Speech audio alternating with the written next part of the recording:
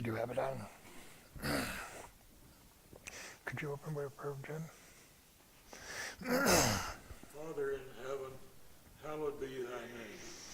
We thank you, Father, for this opportunity that we have to gather here in peace and quiet to study from your word. We pray for those who are unable to be with us today for sickness. Pray that you would continue to be with Gary, that he might continue to be improved. Help Oxley to get over his problem and be back home with his family. We pray for all those that are sick. Pray that they might be healed. Help us as we go into this study that we might do so with open minds and open hearts, learning better how to serve you. We pray that you would forgive us of all that we've done wrong since last we stood justified in thy sight. And when thou art done with us upon this earth, may we have a peaceful hour in which to depart, and may we each be with thee in eternity. For we ask it in Jesus' name. Amen. So we're going to pick up in Joshua 21:27. But again, so far we've seen from the beginning, God's truth. We've seen him being obedient. We've seen him being trusting in God. And then last week, in that we see what I call selective obedience, in that they're not being completely obedient by driving all the people out that they were asked to drive out. So, we're starting to see how baby steps take place that cause a big, big problem, I think. And that I find it interesting that they started off with such a bright future, and it just keeps on getting a little bit dimmer. I mean, I've read quite a farther ahead, and we'll be getting into Judges soon. We'll start seeing a whole lot of the problems. But it's interesting how you can see all this benefit by being obedient to God and doing what God asks. And I always think about, Jesus says his burden is light. It really is light when you're just obedient. When you're disobedient, it seems like that's when the burden starts kicking in, and I think that's what we're going to start seeing here, is the burden of being disobedient and the problems they make or we make for ourselves by being disobedient. Like how I've always thought the Old Testament always has been a teacher. It was always, every time I read every book in it, and that it's always teaching. And I like the way how it teaches, and that it just tells you about what's going on, and you have to make the decision on, how it's affecting your own life. So we'll be picking up in 21:27, and this is where they're still giving, the Levites are still receiving their places of within the cities.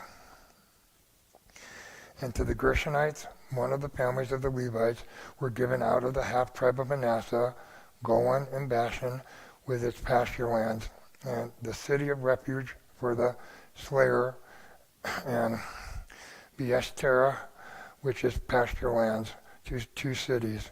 And out of the tribe of Issachar, Kishon, with its pasture lands, Daberath with its pasture lands, Jarmuth with its pasture lands, and Gainim with its pasture lands, 4 cities.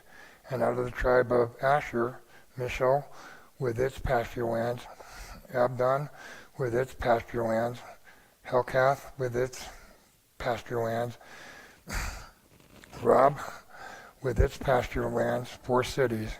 And out of the tribe of Naphtali, Kadesh and Galilee with its pasture lands, the city of refuge for the slayer, Hamath-dor with its pasture lands, and Kartan with its pasture lands, 3 cities.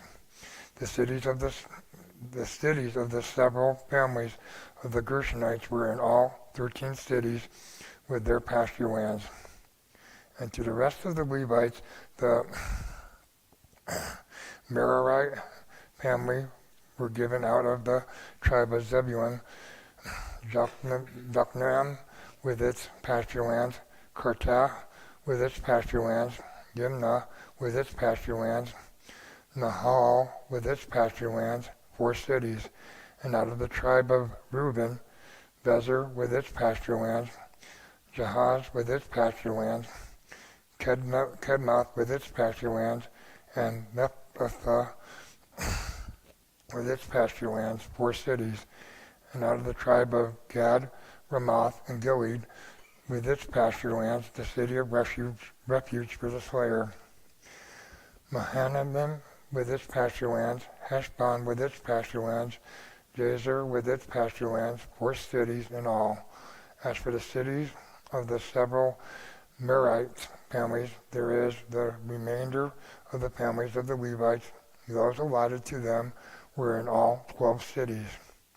The cities of the Levites in the midst of the possession of the people of Israel were in all 48 cities with their pasture lands. These cities had each its pasture lands round about it, so it was with all these cities. Thus the Lord gave to Israel all the land which he swore to give their fathers, and having taken possession of it, they settled there. And the Lord gave them rest on every side, just as he had sworn to their fathers. Not one of all of their enemies had withstood them, for the Lord had given all their enemies into their hands. Not one of all the good promises which the Lord had made to the house of Israel had failed. All came to pass. And the other thing was, I never really thought about when the covenant he made with them, they would inherit the land. That's what God did. He gave them the land here, and that it was their job to drive out all the people before them. And that it just dawned on me as I was reading this the past week, and that you know, what it says here is God made good on all his promises, and he did. And that the people's job were to drive out and get rid of everyone off the land, which I just had never really figured that out until just recently. They had a responsibility.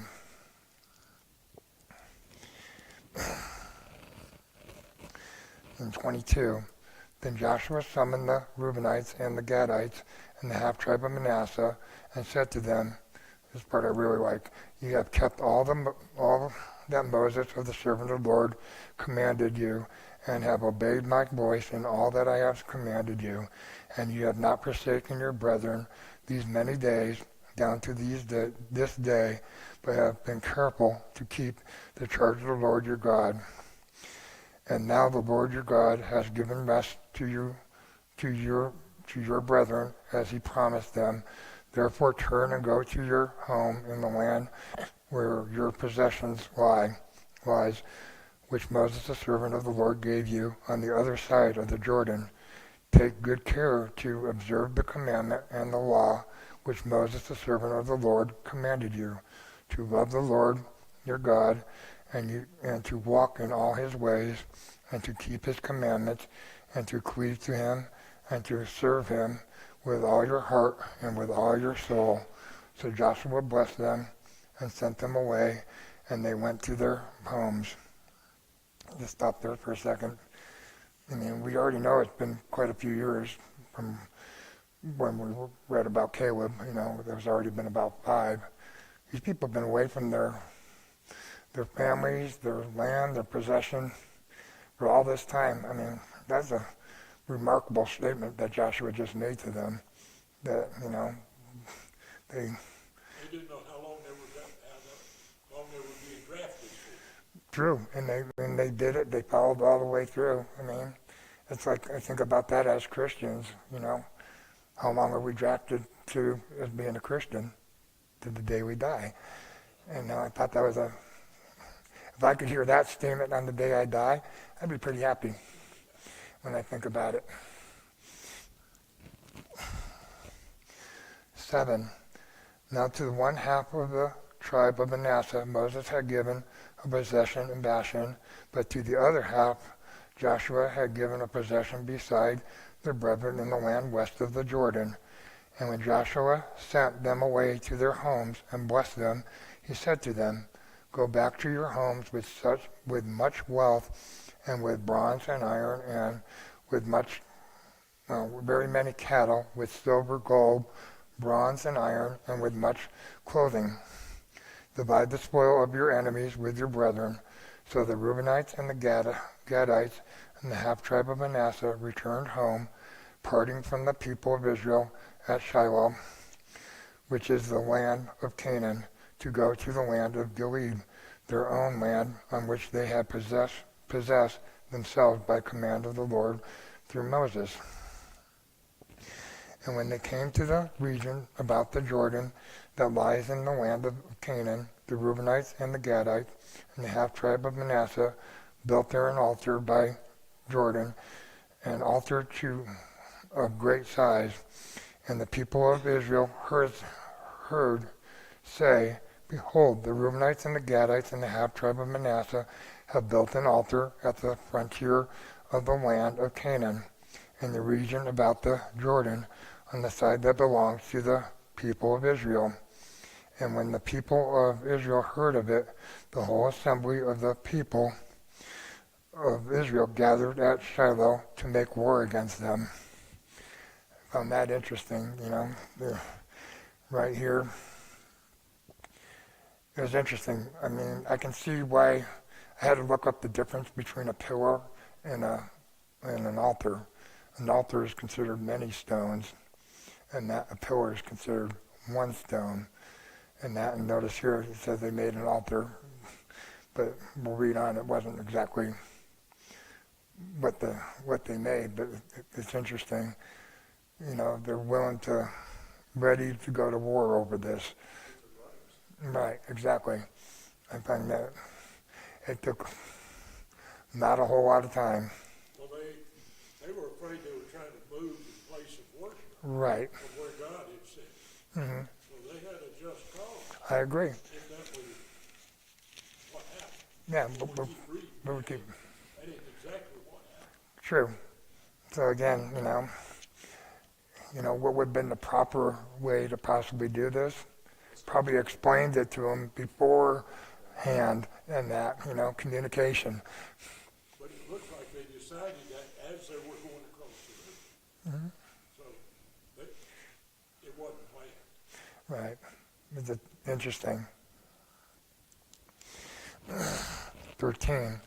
The people of Israel sent to the Reubenites and the Gadites and the half-tribe of Manasseh in the land of Gilead Phinehas the son of Eleazar the priest, and with him 10 chiefs, one from each of the tribal families of Israel, every one of them the head of a family among the clans of Israel.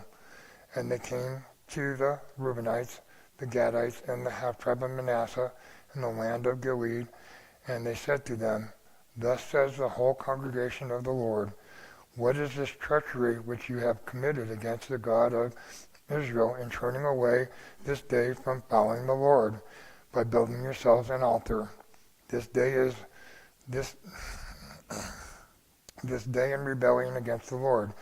Have we not had enough of the sin at Peor, from which even yet we have not cleansed ourselves, and for which there came a plague upon the congregation of the Lord, that you must turn away this day from following the Lord, and if you rebel against the Lord today, he will be angry with the whole congregation of Israel tomorrow. But now, if your land is unclean, pass over into the Lord's land where the Lord's tabernacle stands, and take for yourselves a possession among us. Only do not rebel against the Lord, or make us as rebels by building yourselves an altar other than the altar of the Lord our God. Did not Achan the son of Zerah break faith in the matter of the devoted things, and wrath fell upon all the congregation of Israel? And he did not perish alone for his iniquity." Let's stop there. we can see these people really truly do have the fear of the Lord, don't they? And that, I mean, by how they're doing it. And do you remember what the sin of Pur was? Back with Balak and Balaam, and that's where that occurred at. But I find it interesting, They can remember back that far, they can do all this, but then they were partially disobedient by not driving the people out of the land. I find that. One thing that's interesting is that the iniquity of your, I think that's when Israel was committing sexual immorality with the people. I can't remember which king it was, I just said it. Again, huh? Balaam sinned, he told Yeah. the king Right. of Bashan. Is it Moabite? Anyway, one of the Israelites brought a woman into his tent and committed adultery with her. Phinehas or Phineas, however you say his name, he's the one that grabbed the spear and drove it through both of them. And now here, Israel is sending Phinehas over in Joshua 22 to want to talk to the other tribes. I have it marked on. If you want, we could go there. It's in Numbers 25 is where that's at. I just wanted to point out that Phinehas was involved back then. Right. And now he's the one kind of leading the charge here. I think that's why that came up the way it was, is, he had that memory, because he was pretty young back then. 21. Then the Reubenites and the Gadites and the half-tribe of Manasseh said in answer to the heads of the families of Israel, the mighty one, God, the Lord, the mighty one, God, the Lord, he knows, and let Israel itself know. If it was in rebellion or in breach of faith toward the Lord, spare us not today for building an altar to turn away from following the Lord. Or if we did so, to offer burnt offerings or cereal offerings or peace offerings on it, may the Lord himself take vengeance. Nay, but we did it from fear that in time to come your children might say to our children, what have you to do with the Lord, the God of Israel? For the Lord has made the Jordan a boundary between us and you. You Reubenites and Gadites, you have no portion in the Lord, so your children might make our children cease to worship the Lord.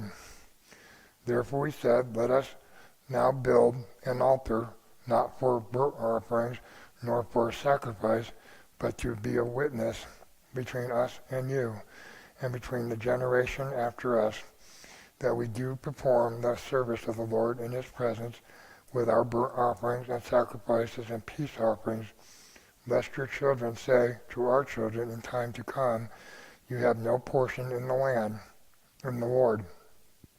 And we thought, if this should be said to us or to our descendants in time to come, we should say, behold, the copy of the altar of the Lord which our fathers made, not for burnt offerings nor for sacrifice, but to be a witness between us and you. Far be it from us that we should rebel against the Lord and turn away this day from following the Lord by building an altar for a burnt offering, cereal offering, or sacrifice, other than the altar of the Lord our God that stands before his tabernacle. And interesting, that was a pretty good explanation of what they did. And that, you remember on the opposite side, on the Jordan side of the river, Joshua had the stone stacked up there as a witness of the crossing of the Jordan. And they wanted to put it on, makes sense, they wanted to put something on the other side now to make sure everyone remembered that, they took part in it. And then you got to remember too, they just came off of however long, 6 or however long years, and that of serving, help them take care of all the other tribes of their business on their heritage on that side. So I can understand some of their worries there. But again, communication on the front side would have probably been a better way to do this.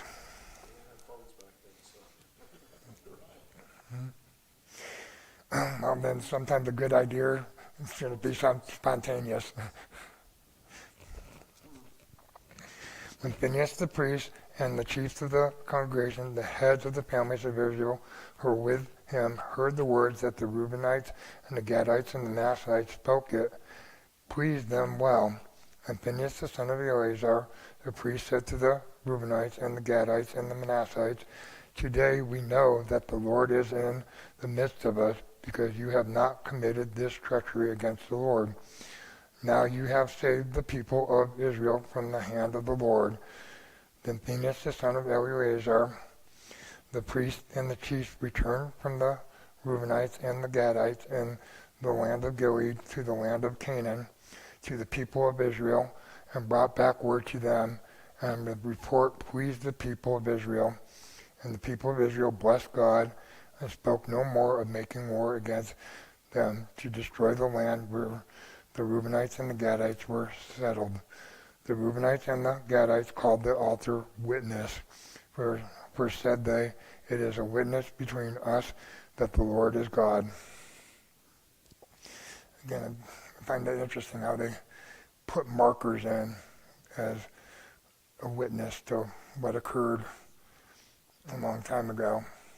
Like I had brought up earlier about Laban and Jacob, and they had that pile of rocks between them, not the crossovers because they were at odds with each other. The pile of rocks would be a witness. It's interesting how it kept on going for so many years. And that it seems like it was something we'll be reading it here a little bit again as we go into Joshua a little bit further about another pile of stones too. I find that. Well, I was just going to ask what could they have done better, because obviously you get to the end of this conflict and everybody's trying to do the right thing, but here we almost have a war between the east side and the rest of Israel. I mean, somebody could have communicated better. Possibly, but what were they told back when we read earlier on in there? If they were going to make war, they always had to send someone out to the people they were going to make war with and find out if it could be taken care of. So in a lot of ways, they did what they should do. They sent some people out to find out if there could be peace or not. Well, they actually don't have to have a battle plan. They're ready to fight. But they should, what I see they might have been able to do is not assume so much so quickly. Instead, go talk to your brother and say, hey, what's going on? Essentially, that's what they did. But they did it with, forks and spears ready to fight, too. So. Right. Aggressive. True, but Aggressive. Yeah, that was pretty aggressive. but what are you going to do? Stand on the other side of the river and go there with nothing and You have to remember they're brothers. Hopefully, the thought is you can go to your brother, whether Christian or physical, and sit down and have a talk with him, not go there ready to go to war. I don't know. I'll leave that one alone because I think our mouths can be just as bad as a spear or a fork, to be quite honest with you. So, that's where I'm going to leave that one. You got to be careful. Well, I can't imagine like Christians worried about some brother. They heard about him getting into sin, and you can take a couple of approaches. You can go with 10 people and confront him, or you can go, maybe one or two, and just be careful and gentle about it. For you might be 90% sure whatever they did was really bad. There's got to be a lesson here in how we approach our brother when we're really concerned about a major problem. Well, God approached it a little different in the New Testament. He said, go by yourself first. Yeah. If not, then take 2 or 3. And if not, then take it to the congregation. So, something. But I think that's God's way of showing us he saw what happened and this is what he wants now. Okay, this will work better instead of doing it that way. Well, like I said, it seemed like communication is the key point, and how you communicate, obviously, and that you do communicate. They could have easily just crossed over the river and just had a battle, but I think they did it correctly from what I read about earlier on. Send someone out find out if there can be peace or what's happening. I just find it interesting that they could have thought that of their brothers, and that, be quite honest with you, I mean, they just left. And like I said, after 6 years of fighting by their sides, and that they're going home, and then you think they would. No benefit of the doubt. Yeah, that's what I said. That kind of threw me. That's why I said they're so quick to make this Assume. happen, but they're not so quick to take care of the bigger problem of grieving the people. Well, these men are going back to their homes, and they built this monument. It wasn't an altar, but a monument. Mm-hmm. But they must have been really excited about making a big monument. They'd had success for 6 years, and I'm getting to go home. Look how big we can do this, how quick we can do it, we can get out of town. Yeah, They're accused of building an altar, and they said, whoa, wait a minute. it's not. And that's what's so good. At least they didn't want to say, well, we're going to shoot you if you shoot at us. So it leveled out real Right. quick. They were quick to say, we put our faith in God, we're going to be over there to the altar to offer our sacrifices, where we're told to. Mm-hmm.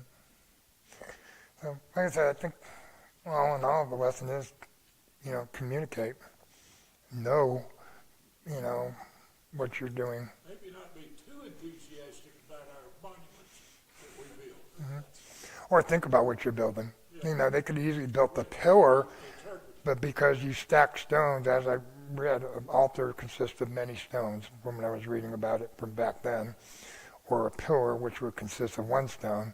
Maybe they should have just got a much bigger upright stone and made it very clear what they were making as a witness instead of what they did. And on this side of history, that's a much better idea. Mm-hmm. That's why it's a tutor for us. Mm-hmm.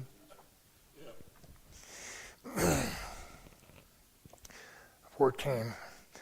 And now I am about to go the way of all the earth, and you know in your hearts and souls, all of you, that not one thing has failed on all the good things which the Lord our God promised concerning you. All have come to pass, for you, not one of them has failed.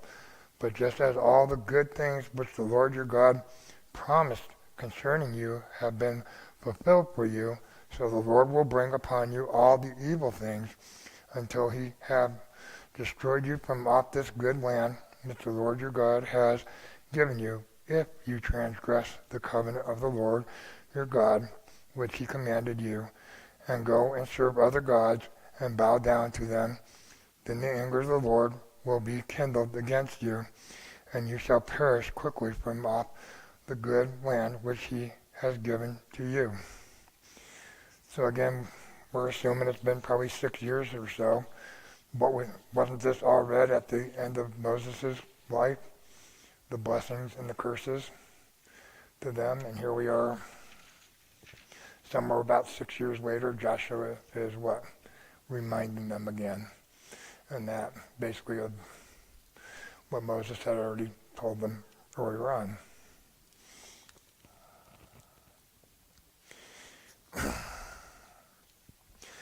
And then it says, Then Joshua gathered all the tribes of Israel to Shechem and summoned the elders, the heads of the judges, and the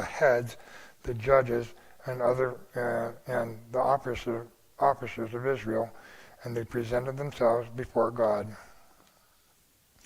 So we're going to be moving into Judges pretty quick here. And it just, when I read it a long time ago, it seemed like there were just a few judges. And that, if we could turn to Deuteronomy 16 and look at verses 18 and 20, we can see just how many judges were being appointed.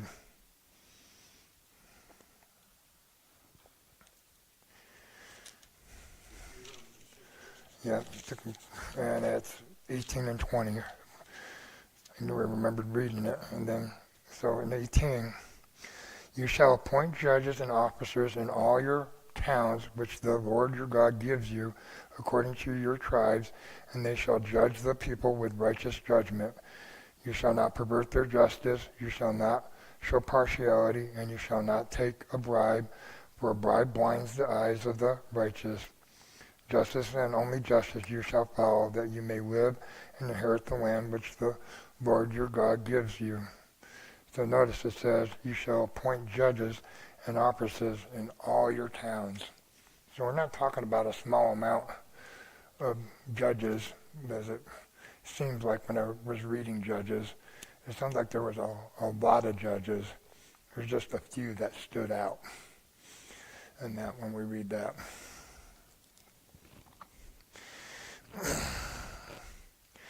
Verse 2, and Joshua said to all the people, thus says the Lord, the God of Israel, your fathers lived of old beyond the Euphrates, Terah, the father of Abraham and of Nahor, and they served other gods. Then I took your father Abraham from beyond the river and led him through all the land of Canaan and made his offspring many. I gave him Isaac, and to Isaac I gave Jacob and Esau. And I gave Esau the hill country of Seir to possess, but Jacob and his children went down to Egypt. And I sent Moses and Aaron, and I plagued Egypt with what I did in the midst of it. And afterward I brought you out. Then I brought your fathers out of Egypt, and you came to the sea. And the Egyptians pursued your fathers with chariots and horsemen to the Red Sea. And when they cried to the Lord, he put darkness between you and the Egyptians, and made the sea come upon them and cover them. And your eyes saw what it did to Egypt, and you lived in the wilderness a long time. Then I brought you to the land of the Amorites, who lived on the other side of the Jordan. They fought with you, and I gave them into your hand, and you took possession of their land, and I destroyed them before you. Then Balak the son of Zippor, king of Moab, arose and fought against Israel, and he sent and invited Balaam the son of Beor to curse you, but I would not listen to Balaam. Therefore he blessed you, so I delivered you out of his hand. And you went over the Jordan and came to Jericho, and the men of Jericho fought against you, and also the Amorites, the Perizzites, the Canaanites, the Hivites, the Girgashites, the Hivites, and the Jebusites. And I gave them into your hand. And I sent the hornet before you, which drove them out before you, the two kings of the Amorites. I just stopped there. I wanted to look a little bit more about the hornet. And the Hebrew word that there was used there means to sting. So, it's translated hornet, but the word that was used is sting. He basically sent God's sting amongst them, basically.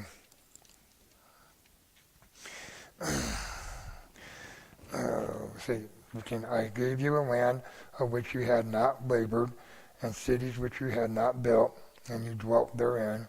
You eat the fruit of vineyards and olive yards, which you did not plant.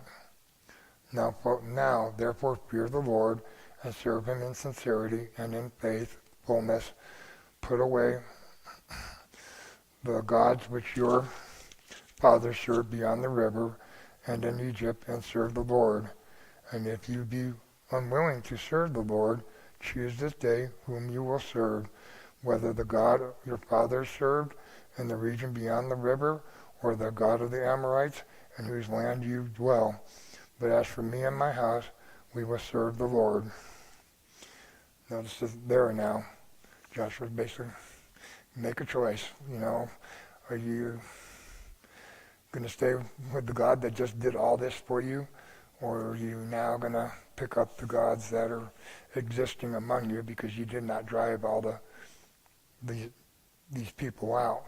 They left their, what do we want to call them, their places of sacrifice intact, and that is going to cause them a problem.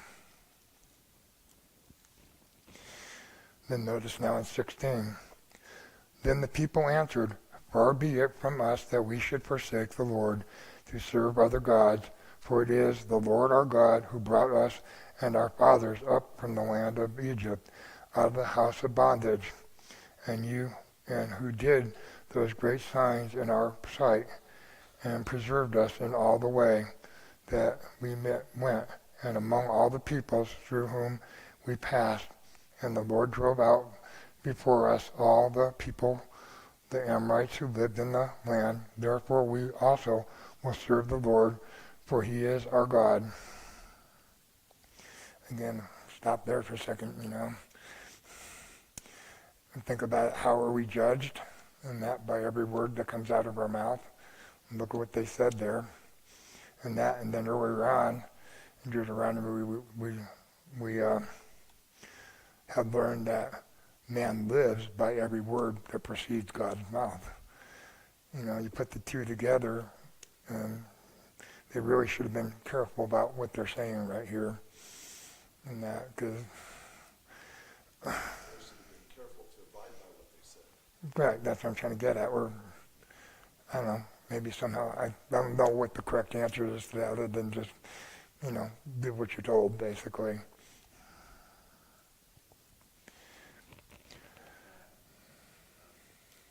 There's a couple of mentions of Abraham's family when he was called the idolaters. Terah, his father, Mm-hmm. Nahor, I think, Right. his uncle, if I'm getting that right.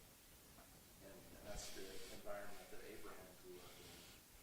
I've heard commentators speculate that Abraham was an idolater before he was called, which there's no indication of that, although he must have been raised around it since his father Correct. was doing it. But one thing that's always been surprising to me about that is if you look at the genealogies in the Bible gives us, Noah lived to this age, had sons and daughters, and then begat this person, and blah, blah, blah. And what you see is that Noah's dad Noah was still alive when Abraham's father, Terah, was living, and still somehow Terah was an idolater, which doesn't make any sense. Well, look at how wicked the land was that Noah left. I mean, there wasn't any really good around there at all. The flood just happened a few hundred years earlier, and the world turned to idolatry just so quickly after Noah got off the ark and everything was being repopulated. But somehow Abraham found faith even throughout all that idolatry. I think Abraham made a choice. That's what I see that God respects about Abraham. He made a choice to follow the Lord and he put all his faith in the Lord, and that's what God considered him to be righteous for. And that these people right here should have put all their faith in their words, what they just said, and that to the Lord. And that, because as we read on a little bit further, we're going to see a stack of stones that are going to testify to what they just said. And I think so many times we don't think about what we're talking about, and that we have an idle conversation and don't think that there's going to be consequences to what comes out of our mouth. And you got to be careful with that, I really do believe. As people began to repopulate the earth, and they went into the building the Tower of Babel, if you remember, they were building a tower so they could see God. God, yeah. God said, you've got to stop and confuse it, because anything they decide to do, they can do. So, mankind's got a lot of power if God doesn't stop it. But there are certain things he won't allow. We're dealing with the Old Testament and failing to, I haven't heard anybody say anything recently about the fact that the old law is there to give us a school, as a schoolmaster, to bring us to the new law. God talked to other men of other nations. He didn't record it. It wasn't recorded for us. But he was there. He did not leave himself without witness, I believe it states in one place. And clearly he was talking about in all the world. So people that even lived in another continent, like South America and North America, God somehow communicated with them. But he wasn't trying to bring Jesus from those groups of people. He was bringing Jesus through the seed, and that's what we have. So we need to be careful and not think that that's the only ones that God dealt with. He dealt with other parts of mankind.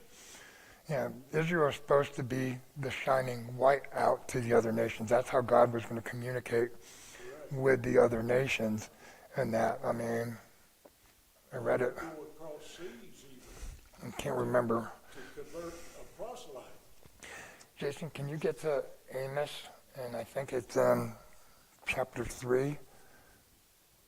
I think it's verse 2. And I think it says a little bit there. And that, because if I remember right in Amos, I was reading it a little while back, it said, I only knew Israel. And that, is that what it's? You only have I chosen from all the families of the earth. Therefore I will punish you for all your iniquities. So in other words, Israel knew better and that, and they were supposed to shine out to the world. Israel, God's chosen people. Mm-hmm. And that's, I do believe that's what he wanted to be, the chosen people to shine out, and that, and they carried a big responsibility in that. And I always think about, what is this about? Is this about Israel and all the other nations, or is this about God trying to show the world what evil is? When I think about it, I mean, I think a lot of, well, God is not using people against people. He's trying to show how evil, the evilness amongst people, and that's what he wanted Israel to be, not evil, and show them what not evil looks like. Yeah, they're to be the light, which exposed the evilness that was around. So I never look at Israel as look at a people. I look at them, the chosen people, to be between good and evil, basically. And that they were chosen to show what good could look like. And that God chose them, gave them everything they really needed to show what good looks like, but unfortunately, enticing other things happen. I don't know quite. So in 19, but Joshua said to the people, you cannot serve the Lord, for he is a holy God. He is a jealous God. He will not forgive your transgressions or your sins. If you forsake the Lord and serve foreign gods, then he will turn and do you harm and consume you, and after having done you good. And the people said to Joshua, nay, but we will serve the Lord. Notice that. Again, this is a battle between good and evil. It's not people. This is God making it clear that even though you're my chosen people, you will be punished if you choose the side of evil. Let's see. I like the way he puts that there in verse 19. You are not able to serve the Lord, for he is a holy God. He is a jealous God. He will not forgive your transgressions or your sins if you forsake the Lord and serve foreign gods. I mean, he's telling them right up front. Mm-hmm. You have to do it this way. There's two ways, period. That's what he's saying. You either serve God or you don't, and it's going to be evil. That's it. The same message stands today in the New Testament. It says, I'm the way, the truth, and life. No one comes to the Father except through me. One way or the other. You Lord, you good. I think about it all through time. There is only good and evil. We're just specks along the way, dust, and that. And but good and evil is there, is present all the time, as long as time exists, until God decides time is no more, and then evil goes away. Then Joshua said to the people, you are witnesses against yourselves that you have chosen the Lord to serve him.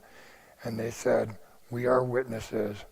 Again, you really need to be careful what you're saying, what's coming out of your mouth, and really, really, really mean it. And that. Yeah, because eventually you got to stand by it. Mm-hmm. He said, then put away, now notice this, he said this, then put away foreign gods which are among you, and incline your heart to the Lord, the God of Israel. So he knows those foreign gods, if they didn't get out of there, the altars and all that, they're present.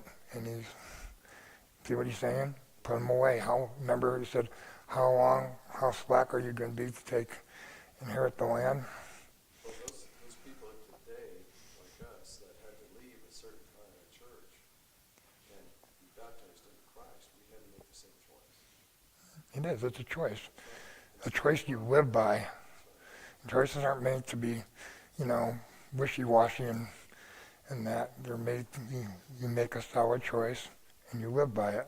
And I think that's what God's asking them here. So I'm just trying to point out the obvious. God's the same yesterday, today, and forever. He's basically saying that just in different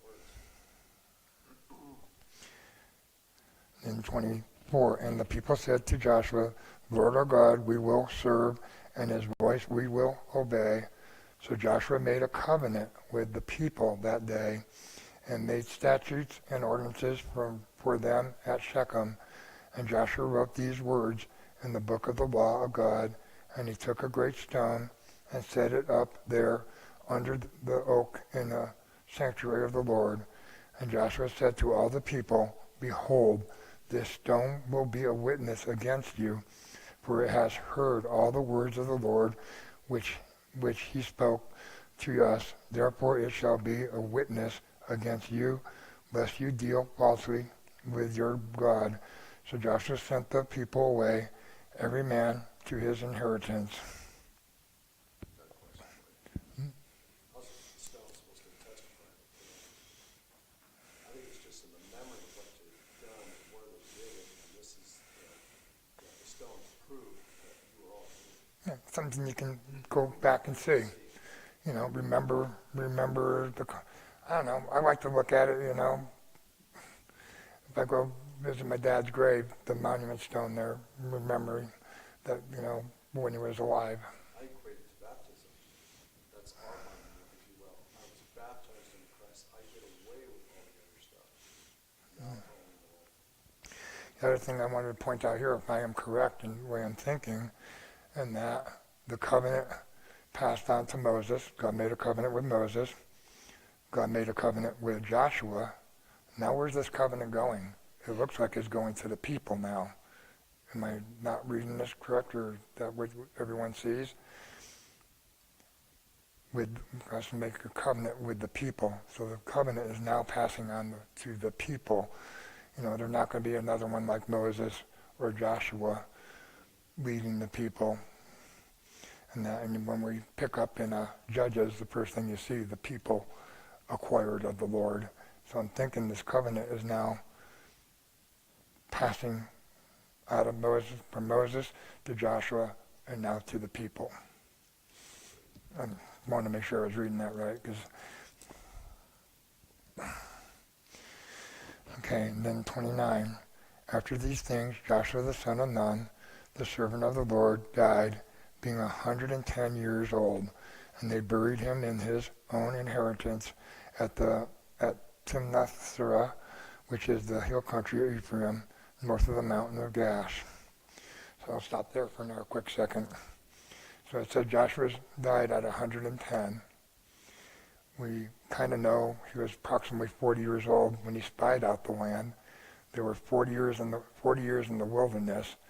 So, where are we looking at? We're looking at about 30 years of the history of Israel right now, up to this point, from when they crossed over the Jordan. And that is the way I'm reading this.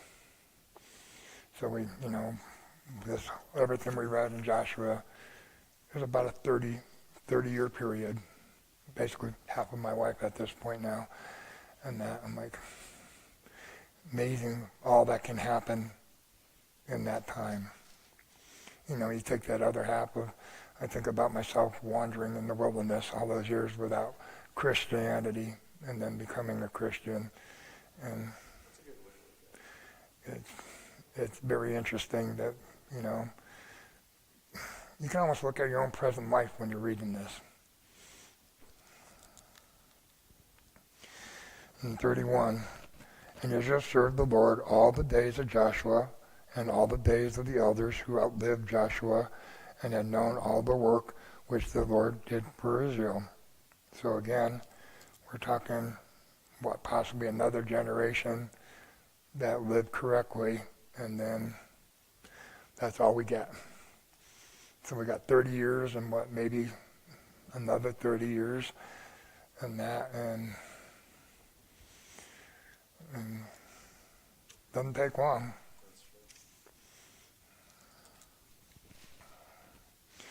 That's right. 32.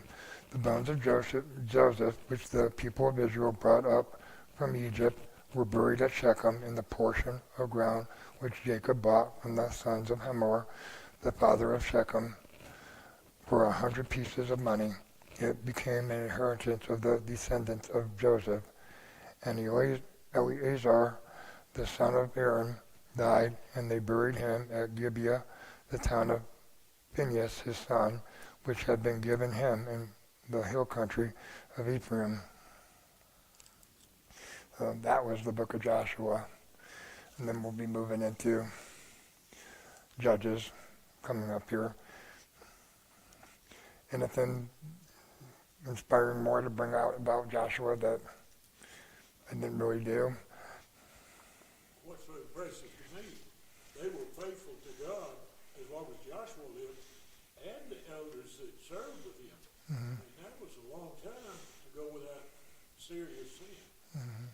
It didn't take them long when the elders all died. They got in deeper holes than you could think of. That just shows that the elders are doing their job. Yeah. I'd like to, and when I first went on, I was looking for this big thing. Joshua was going to go in and just boom, take the whole land of Canaan and that. This is not how that story read, is it? At all, It was God involved in that and the people, and it just kind of shows me how big of a involvement that I could have with God if I just choose to. And that, so, I remember when we first read the book of Joshua many years ago, it was like, I was waiting for this, this big war where he's just going to go in and take the land of Canaan and, and very different. God works in a very different way. You have anything, Jason? I like the book of Joshua. It's very informative. It's cool to be seeing when people are on their upside, the right side of God, I think. And that it's hard to take. Unfortunately, we made the mistake of me going into the Old Testament, and my first book was Ezekiel. So this was very, very refreshing for me, Joshua, and that then where I started in Ezekiel. Jason, can you pick a song?